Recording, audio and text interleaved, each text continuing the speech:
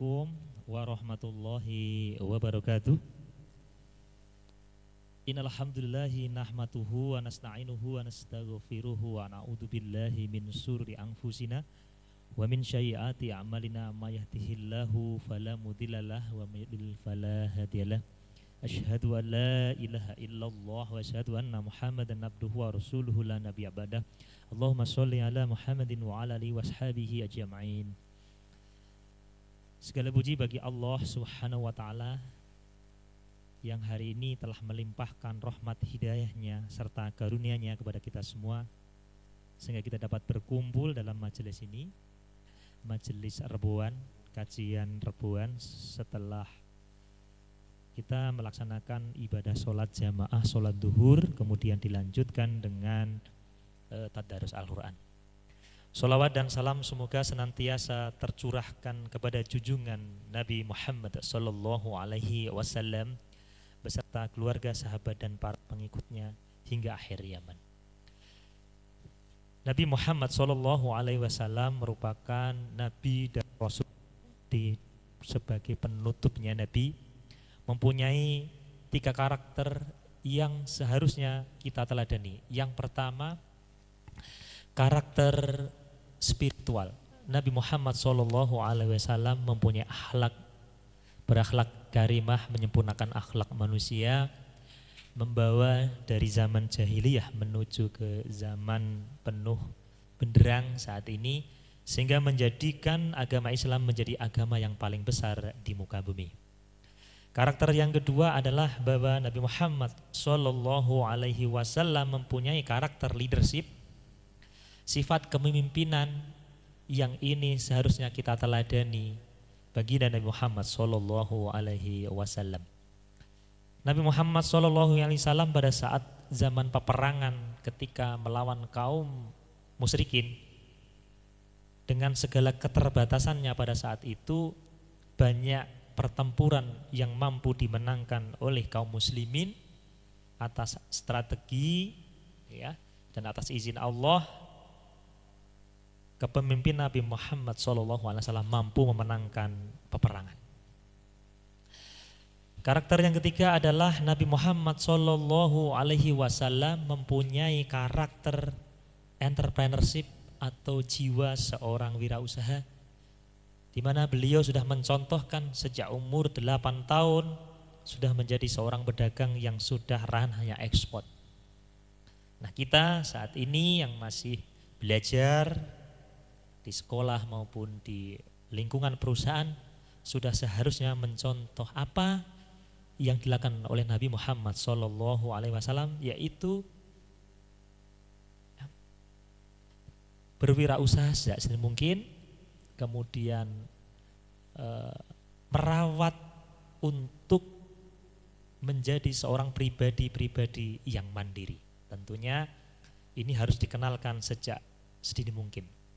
Sahabat dari baginda Nabi Muhammad SAW, 10 sahabatnya adalah seorang pengusaha, semuanya dermawan, semuanya soleh, dan semuanya dijamin oleh Allah untuk masuk surga. Ya. Kemudian alasan selanjutnya kenapa kita harus berwirausaha, salah satunya adalah bahwa rukun Islam ada 5, di mana 2 rukun Islam itu membutuhkan ekonomi yang kuat, ya. Jadi yang menunaikan zakat, kemudian menunaikan ibadah haji bagi yang mampu, ini membutuhkan ekonomi. Ya. Hari ini seperti biasa kita akan menyampaikan tentang kultum, ya, tentang hikmah melaksanakan puasa Senin Kamis. Sebagai umat Islam kita diajarkan melaksanakan berbagai macam ibadah. Salah satunya adalah puasa sunnah yang dilakukan pada hari Senin dan Kamis. Kemudian apa sebenarnya kenapa kita harus melaksanakan, ya? Kenapa puasa Senin dan Kamis? Yang pertama adalah bahwa puasa sebagai ibadah yang dicintai oleh Allah Subhanahu wa taala. Puasa Senin dan Kamis adalah sunnah yang sangat dianjurkan oleh Rasulullah SAW. Di dalam hadis yang diriwayatkan oleh Imam Tirmidzi, Rasulullah SAW bersabda, Amal-amal perbuatan manusia dilaporkan kepada Allah pada hari Senin dan Kamis. Ya. Maka aku suka apabila amalanku dilaporkan, sementara aku dalam keadaan berpuasa. Hadis Rasulullah Tirmizi. Adik-adikku yang berbahagia, jamaah Mushola An-Nizar rahimakumullah. Jadi hikmah yang pertama, puasa ini sebagai ibadah yang dicintai oleh Allah Subhanahu wa taala. Karena apa? Karena setiap hari Senin dan Kamis ini merupakan amalan itu ya dilaporkan oleh Allah Subhanahu wa taala. Ya, jadi ini sebagai pengingat pribadi saya dan pada jamaah, marilah kita ikhtiarkan untuk memantaskan agar Allah Subhanahu wa taala ya mau menolong kita. Salah satunya adalah kita berupaya mendekatkan diri kepada Allah, karena salah satu ibadah yang dicintai oleh Allah adalah puasa. Nah, dari hadis ini kita dapat memahami bahwa puasa hari Senin dan Kamis memiliki keutamaan khusus, di mana amal perbuatan kita dilaporkan kepada Allah Subhanahu wa taala dengan puasa pada kedua hari itu. Kita berharap agar amalan kita diterima oleh Allah Subhanahu wa taala. Jadi yang belum berpuasa, ayo kita latih. Ya, kita latih untuk berpuasa. Hikmah yang kedua adalah bahwa puasa sebagai bentuk pengendalian diri. Selain menjadi ibadah yang dicintai oleh Allah Subhanahu wa taala, puasa ini juga merupakan cara kita untuk melatih diri di dalam mengendalikan hawa nafsu. Allah Subhanahu wa taala berfirman dalam Al-Qur'an, ya. Ya ayyuhalladzina amanu taqullaha haqqa tuqatih wa la tamutunna illa wa antum muslimun. Itu untuk perintah untuk bertakwa. Kemudian untuk yang berpuasa, ya ayyuhalladzina amanu kutiba alaikumussyam kama kutiba alal ladzina min qablikum la'alakum tattaqun. Jadi berpuasa untuk membentuk agar kamu bertakwa.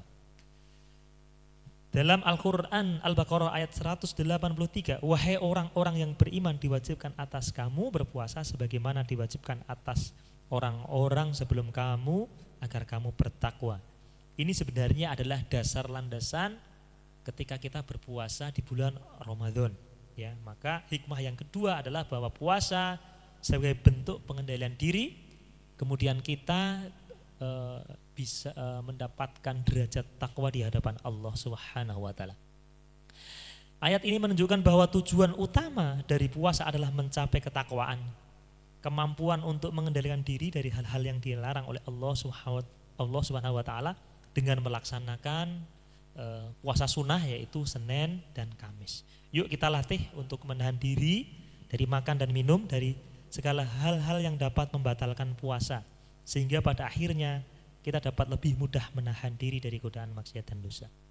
Maka adik-adik, hari Senin dan Kamis diikhtiarkan untuk melaksanakan ibadah puasa. Jadi 1 minggu 2 kali, jadi kalau 1 bulan berarti berapa kali? 8, ya kan? 2 kali 4, 8 kali kita puasa. Hikmah yang ketiga adalah bahwa puasa sebagai penyehat jasmani dan rohani. Ya, ini Rasulullah SAW bersabda di dalam hadis Rasulullah Tabrani, berpuasalah niscaya kalian akan menjadi sehat. Ya, berpuasalah niscaya kalian akan menjadi sehat. Secara ilmiah, puasa ini terbukti memiliki manfaat kesehatan seperti membantu detoksifikasi tubuh, kemudian mengatur pola makan dan meningkatkan sistem pencernaan. Kemudian ada dampak positif juga pada kesehatan mental dan spiritual kita. Dengan berpuasa kita lebih mampu menjaga hati tetap bersih, pikiran lebih tenang, dan jiwa menjadi lebih dekat kepada Allah Subhanahu wa taala. Hikmah yang keempat adalah puasa ini sebagai wujud rasa syukur kepada Allah Subhanahu wa taala. Nah, puasa Senin dan Kamis ini merupakan salah satu cara kita menunjukkan rasa syukur kita atas nikmat yang diberikan Allah Subhanahu wa taala. Dalam Al-Qur'an surat Ibrahim ayat 7, dan sungguh jika kamu bersyukur niscaya aku akan menambah nikmat kepadamu, tapi jika kamu mengingkari nikmatku maka pasti azabku sangat berat. puasa ini merupakan ibadah vertikal, ibadah kita kepada Allah Subhanahu wa taala, tetapi manfaatnya horizontal dengan sesama manusia. Jadi wujud rasa syukur kita kepada Allah Subhanahu wa taala. Maka kita mencoba untuk ikhtiar yang lagi sekolah, yang lagi di pondok pesantren, ya, yang kegiatannya tidak terlalu mengeluarkan fisik, ya, silakan dicoba untuk diikhtiari bagaimana melaksanakan amal ibadah puasa Senin dan Kamis. Hadirin yang dirahmati Allah Subhanahu wa taala, mari kita jadikan puasa Senin dan Kamis ini menjadi amalan yang rutin yang dapat mendekatkan diri kita kepada Allah Subhanahu wa taala. Semoga dengan melaksanakan puasa ini kita diberikan kekuatan untuk terus meningkatkan ibadah, memperbaiki diri, mendekatkan diri kepada Allah Subhanahu wa taala, ya. Kemudian semoga kita semua ini bisa istiqomah di dalam beribadah, dan semoga Allah Subhanahu wa taala senantiasa membimbing dan melindungi kita semua. Amin ya rabbal alamin. Demikian yang dapat kami sampaikan tentang hikmah berpuasa Senin dan Kamis. Ya. Tetap bersemangat di dalam beribadah, tetap bersemangat di dalam belajar, istiqomah dalam beribadah. Marilah kita berlomba-lomba dalam kebaikan, fastabihul khairat. Kurang lebihnya saya mohon maaf. Billahi taufik wal hidayah. Assalamualaikum warahmatullahi wabarakatuh.